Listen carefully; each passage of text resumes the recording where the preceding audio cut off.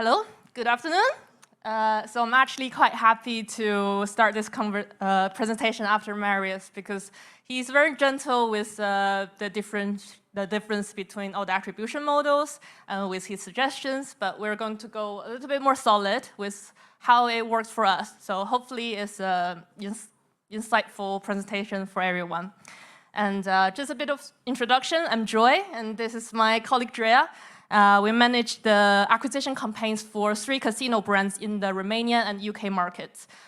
So we have the Princess Casino, which is a leading brand in the Romanian market. And Lot Casino and Mass Slots are very, very young, less than 1 year old in the UK markets.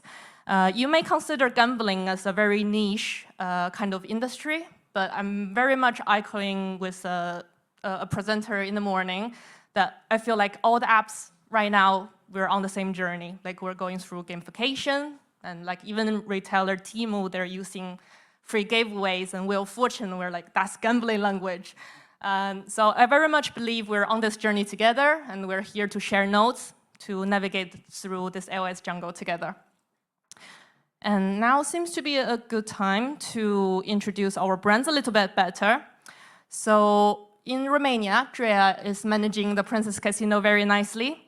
So it's competing head-to-head with long-established public companies like the AA casinos and etc., and also unicorns in the market such as Superbet.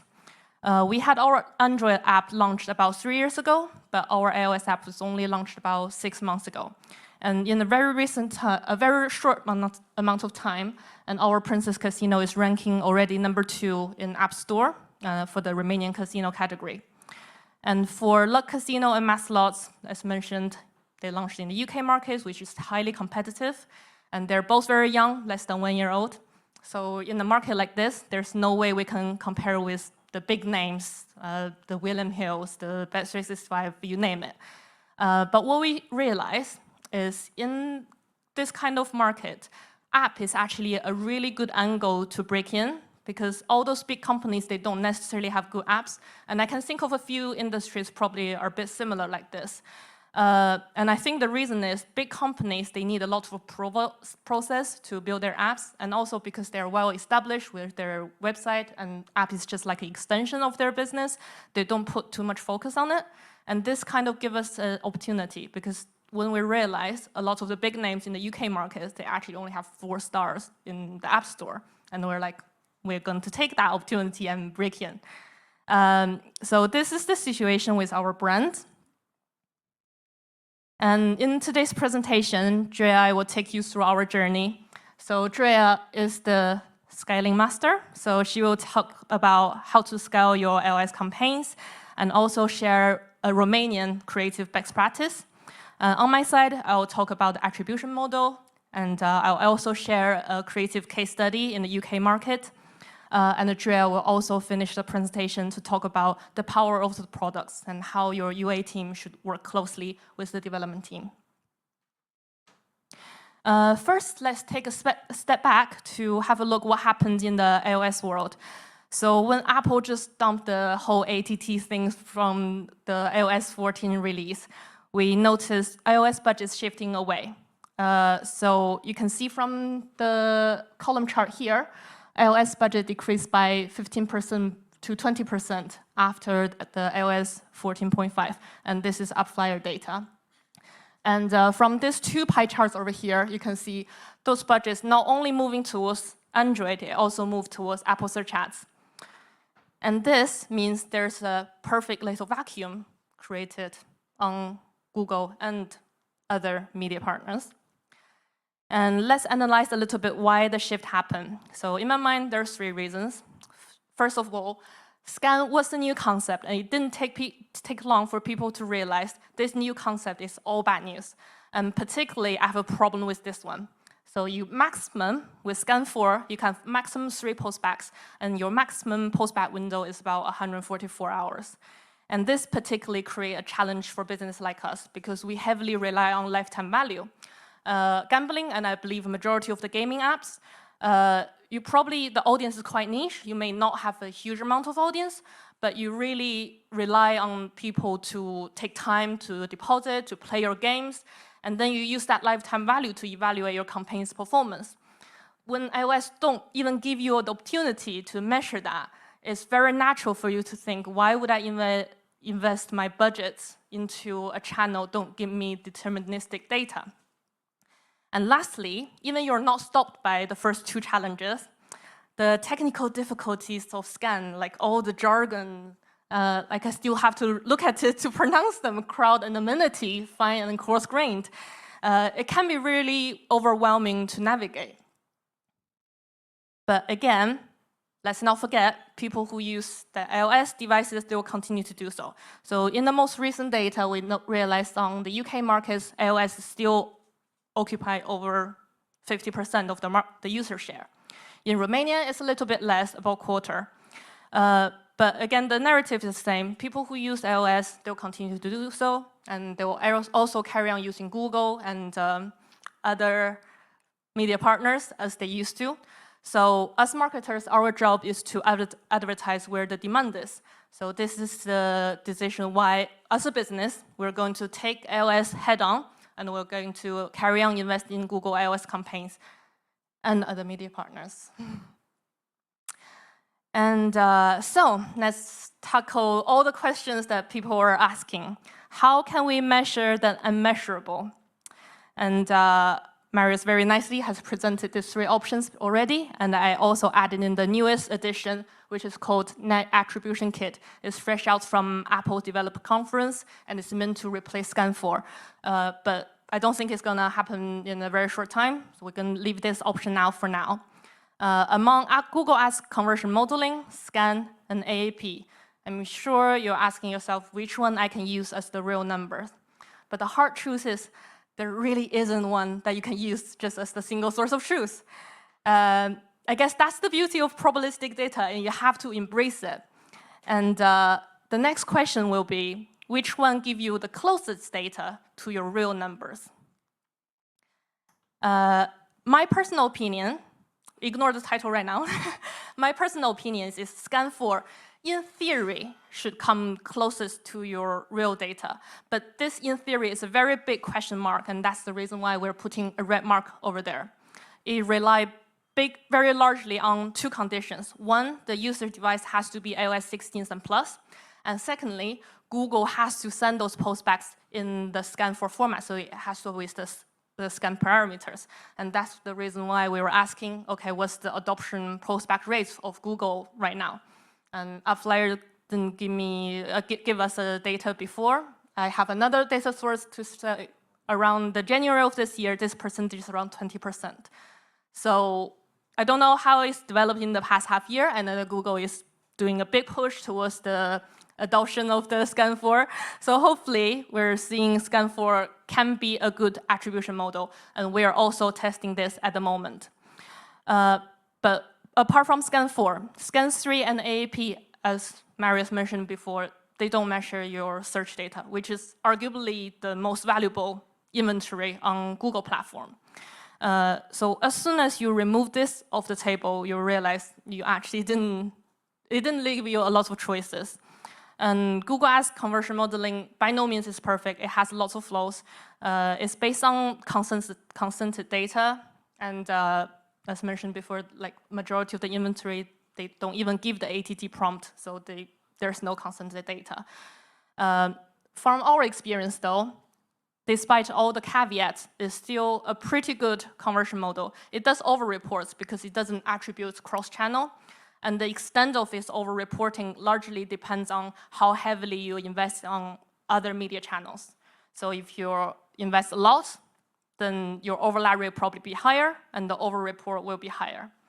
And also, the reason we decide to go with the Google Ads conversion model is, in my mind, over-report is always a bit better than under-report if the percentage is roughly the same.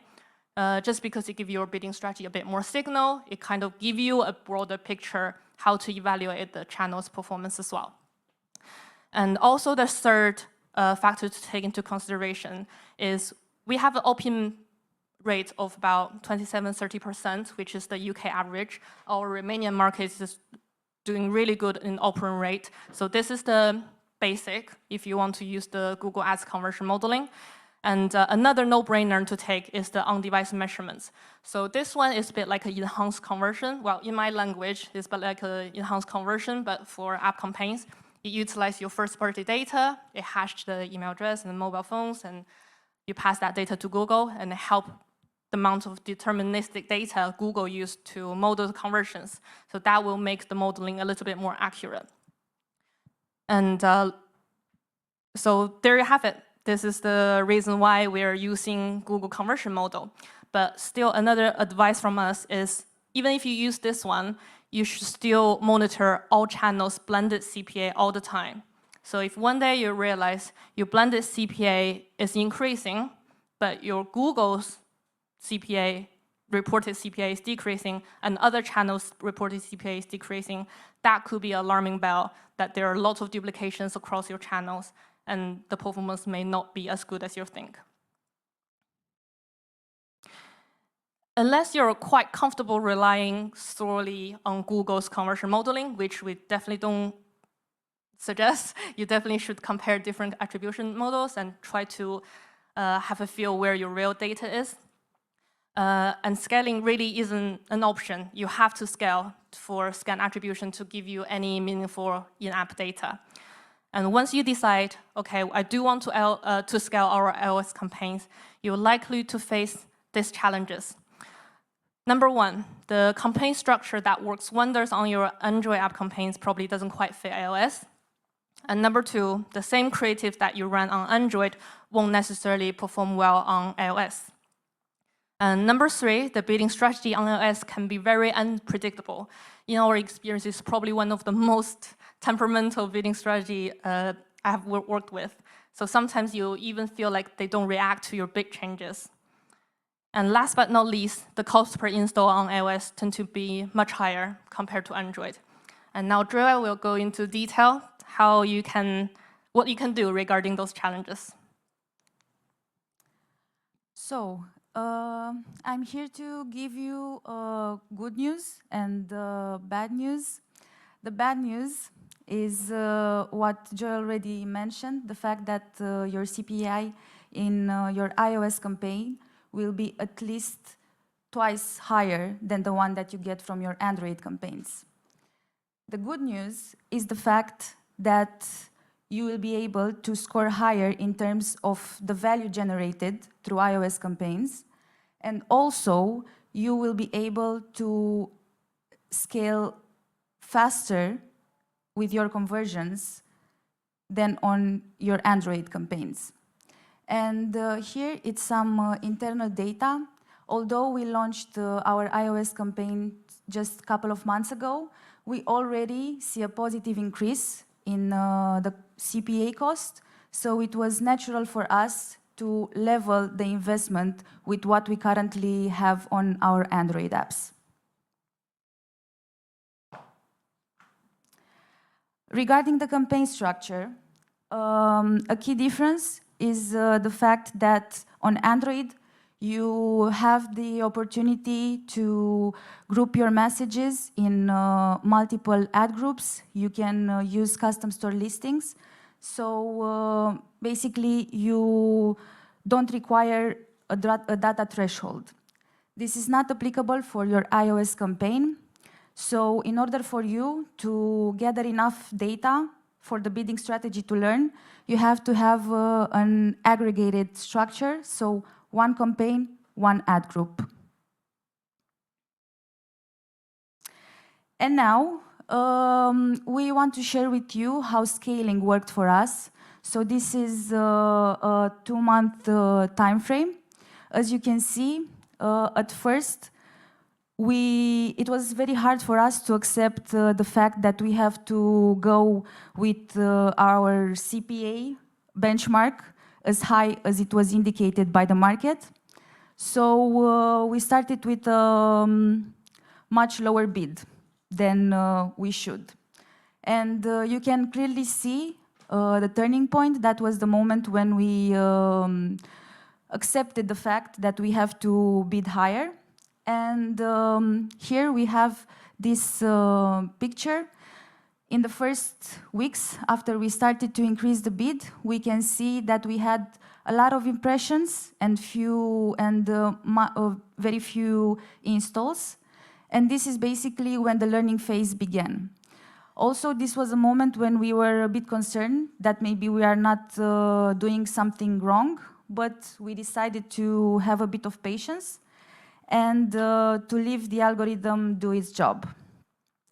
So yeah, a key take from here would be for you to have a bit of patience and to leave your campaign run after a change at least 2 to 3 weeks. Again, here is a more detailed view of the updates we've done to our campaign. So basically, we increased the bids in 2 phases. Here you can see the first increase that happened after the first 2 weeks. And after this bid increase, we saw a positive outcome. So for us, it was natural to take the decision to scale even further in order to gather more data in a decent amount of time. So this move allowed us to see that the strategy is working, so we can see a strong potential for our campaign to scale further. Next, we have the experience we got from the UK market, and I will let Joy to present. Thank you. So interestingly, a case study from UK also showed a similar kind of learning. Any change you make on the iOS campaign, it typically takes about 2 to 4 weeks for the beta strategy to react. So you can see, and we do have another 2 additional learning on top of the Romanian markets one. And number 1 is adding the in-app action as a bidding signal to your install campaigns can actually limit your scale. So the first thing we did is to remove the in-app action from the bidding. And about 1 week later, and we can see a small increase in traffic. You can barely see this one just because the whole line chart is being flat out by the massive increase afterwards. But 15% is still good for a lot of the business. And another learning is the importance of data of video creatives. So even if you have 20 creatives in your iOS app campaign, and the bidding strategy don't necessarily push traffic towards it. And this is what happened to us at the beginning. Our YouTube networks actually had really good CPA, so it's meeting the target CPA, but the bidding strategy is still not pushing money towards it. And now thinking back, I think the real reason behind it is because our bids is actually not that high, so the bidding strategy is trying to be conservative and not to be so adventurous. And on the contrary, when in the Romanian, when you see the impressions going up, that's when you push the bids to a level for the bidding strategy to say, okay, I would like to be more adventurous with my ad placements. And the change happened after we pushed a lot of the traffic volume to a video on another campaign type, also on Google. But this video, particularly on the YouTube channel level, this video has 8,000 likes and also a 93% like rate. And that seems to be a really strong signal for Google iOS campaign to pick up to say, okay, this seems to be an asset. I can have more confidence in it. And this is when the scale actually happened. And also together with the CPI bids increase about 3 weeks ago. If you think about it, video creative and also casino video creative promotional and having 8,000 likes, and that's actually not a bad performance. And at this point, you probably realize we talk about video a lot, and that's absolutely right. On the iOS app campaigns, you absolutely need to focus on video. And different from Android, so based on Google's data, 70% of the inventory on Android app campaigns is actually text, and this is mainly because of the Google Play Store placements. And of course, on iOS, they don't have similar sort of placement, and that's why majority of the inventory is on video. And from our own data, this percentage can be as high as 86%. And I'm sure your next question will be, how exactly can we create a best performing video creative? Well, Google push their ABCD YouTube best practice all the time. I don't want to devote too much time on this topic. It's very straightforward to follow. But all I'm going to say is this video I'm about to show you now follows exactly the best practice. So it has a real person to representing our products. And all the offers and the gameplay, the products are all through audio. And it's very engaging music. And it has a very strong start. So let's take a look. Oh. It has subtitles, so it's okay.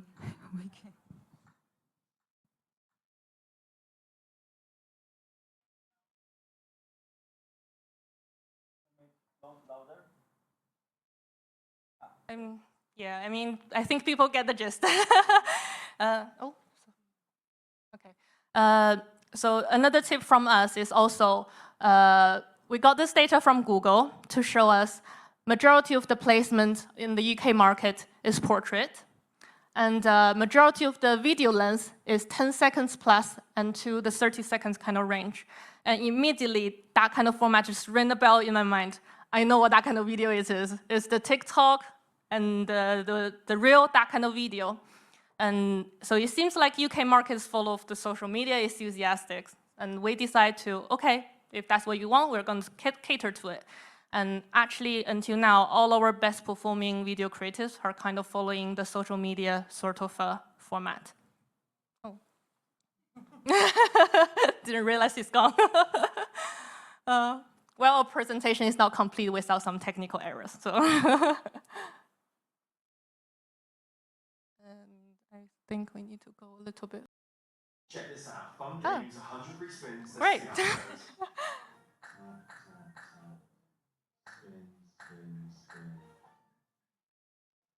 Right now, you're 100 free spins away. Okay, you get to enjoy the full glory. We have another interesting learning from our Romanian markets, and now Andreea is gonna take you through about it. Okay, so I'm here to tell you that you should always test what works in other markets and always retest what used to work months before. It's important for you to be proactive and always bring in new designs. You can either redesign and bring some improvements to what used to work or introduce completely new designs. Here we have an example of a top-performing video in the Romanian market. And here we have all the industry standards. We have the offer, we have the gameplay, we have the straightforward call to action, and we have the branding. You might think that it's a bit overwhelming to have everything in one frame, but in the end, this is a successful recipe for our market and industry. So, although it doesn't have all the best practices presented by our Google algorithm and team, it's important for you to always combine and find the perfect mix between trends, between what your Google team tells you, and always find your always-on approach. I will play it, but probably it will blast our ears.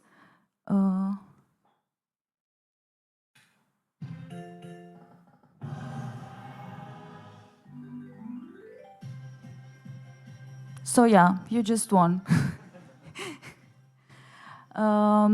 Good. So here I will talk about this format distribution.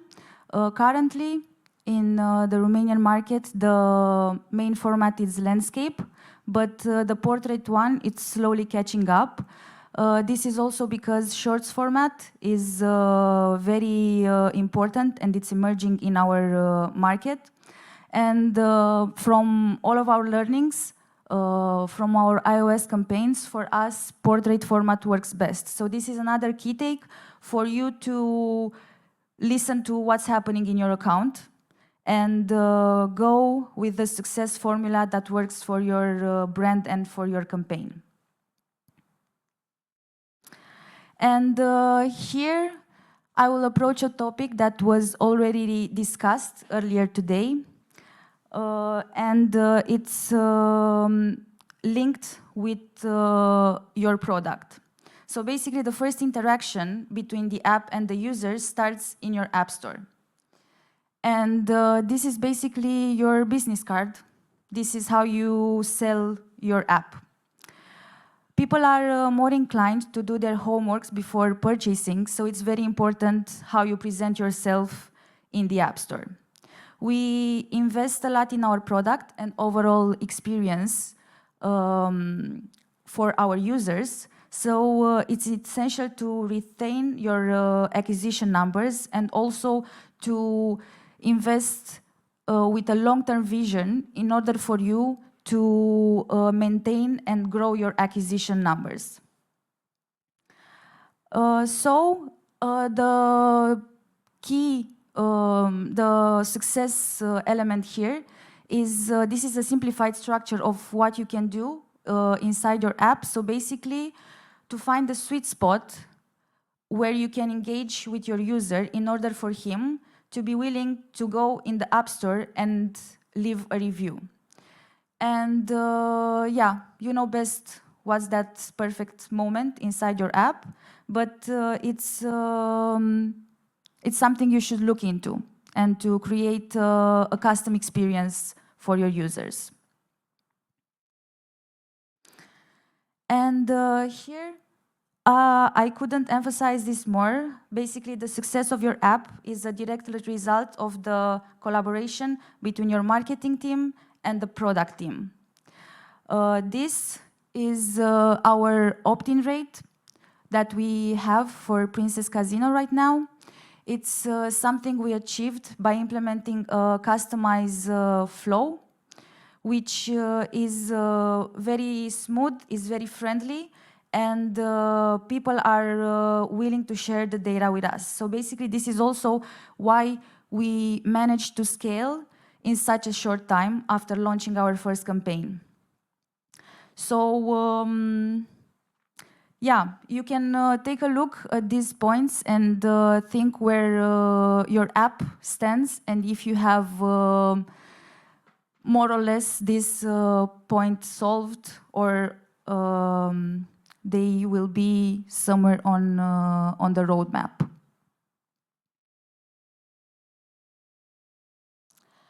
So now that you know our story and how everything began, we would like to share with you our next steps. It's obvious that we are willing to scale budgets, as our CPAs are very close to the ones that we get from our Android campaigns, which are running for some years now. And next, on the big bidding part, we plan to test strategies which will allow us to bid towards early indicators of desired user lifetime value. And here again, we advise to get in touch with your Google team and see exactly which is the perfect approach and strategy for your market and brand. And as Joy mentioned, we noticed this trick with pushing quality traffic inside our videos. So basically, we will use separate conversion videos campaign. Then we will select top performing assets, which we will then pour in our iOS campaigns. And here we have 4 key takeaways we would like you to remain with after our presentation. Use Google Ads model conversion or Scan 4 to accurately track and optimize your marketing efforts. Have patience, allow 2 to 4 weeks for the algorithm to adjust and reflect the impact of your changes. And prioritize video content. As it drives significant engagement and conversions, and it's a very important format for everything we're doing in the marketing space and also in the app space. And the last point is about collaboration. Don't forget to nurture a strong partnership between your user acquisition team and product team in order to have a cohesive and successful strategy for your app campaigns. And we have last say. The best time to plant a tree was 20 years ago. The second best time is today. So yeah, get into iOS campaigns. Thank you.